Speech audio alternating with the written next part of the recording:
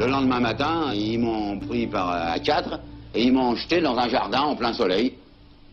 Et puis alors là, j'ai attendu.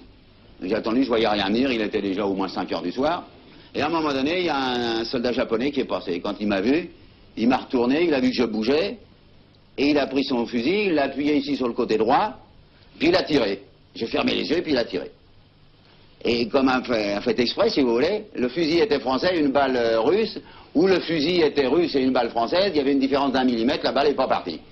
Quand je me suis réveillé, quand j'ai ouvert les yeux, il y a longtemps qu'il était loin, puis j'ai attendu. Ce que raconte le capitaine Vandenacker s'est déroulé le 9 mars 1945. Ce jour-là, dans la soirée, les armées japonaises ont pris possession de l'Indochine française. Pour comprendre cet événement, il convient de remonter au mois de juin 1940. Les Allemands entrent dans Paris.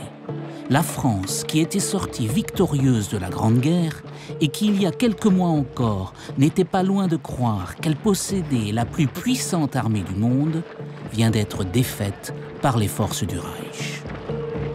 La France est vaincue, laissant le monde stupéfait et un pays l'est peut-être plus que tous les autres, le Japon. Le Japon, cet empire lointain du soleil levant, dont l'empereur, le Mikado, est d'essence divine. Ce petit archipel qui, lorsqu'il est entré dans la modernité à la fin du XIXe siècle, s'est forgé l'ambition de devenir une puissance comparable à celle qui gouverne alors le monde. Puissance coloniale comme la Grande-Bretagne ou la France, puissance économique comme les États-Unis d'Amérique.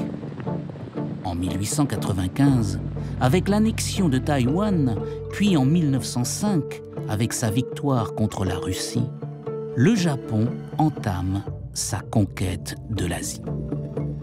Durant les années 30, il se lance à l'attaque de l'immense Chine.